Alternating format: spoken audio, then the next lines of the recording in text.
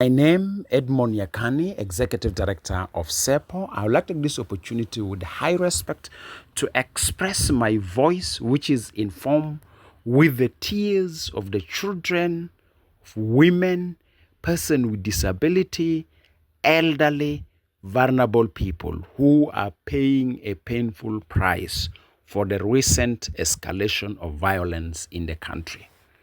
My message to our leaders at your various capacity as peace partners who are tasked to implement the provision of the R access for transitioning our country from instability to stability, to listen to us, and our appeal is embrace dialogue as an approach of resolving your political bitterness that you have towards each other as based with the aspects that are associated with the implementation of the R access for transition of the country from violence to peace. In the case of demand or claim for justice, we hope that due legal process will be undertaken with the respect of rule of law and human rights. We would like to take this opportunity to urge you that as South Sudanese, we have paid a very high cost price to have the independence we have. And this high cost price that we pay for the independence should not remind us of resolving our discontented positions through violence. We should resolve our discontented positions through dialogue.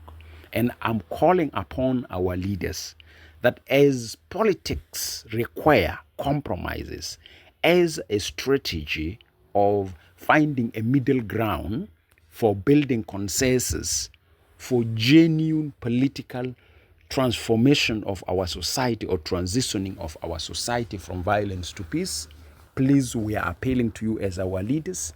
We understand you have bitterness in your heart.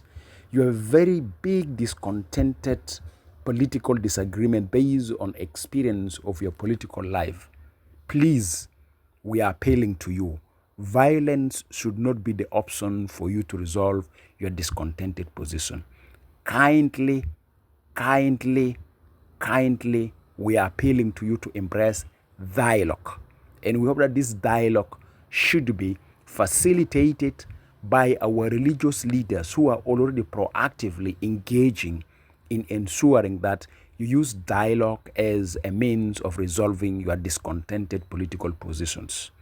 We are kneeling before you, and if you really respect our kneel, where we are begging you with the two hands, and this is informed with the tears and the painful price that our vulnerable population are paying with the recent escalation of violence, please allow dialogue to roll out and allow dialogue to pave a way of reaching political consensus. And that political consensus, of course, will embrace the call for justice and accountability.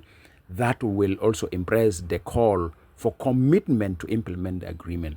Our final appeal to you that if there's any dialogue that to be rolled out, we want the dialogue to start immediately with the agenda of finalization of the unification of the forces, because we realize that absence of the unification of the forces is keeping the country in a fragile situation and is making the political decision be disputed. So we are appealing to you, if you de-escalate the violence through ceasefire, the next is if you're rolling out a dialogue, please let it be around the unification of the forces. And we hope that the newly reconstituted leadership of National Transitional Committee should also embrace the dialogue and focus on unification of the forces as a top priority, so that some of the hardcore root causes of the current violence are addressed, which is associated with the implementation of Chapter 5 for allowing a genuine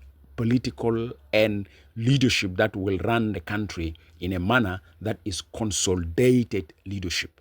So we want to appeal to you, please open the room for dialogue and allow dialogue to continue among yourselves as a means of resolving your differences. And this is very important call. If you listen to us, if you feel the tears and the painful price our citizens are paying under your leadership, with respect and honor, embrace dialogue now. Thank you very much.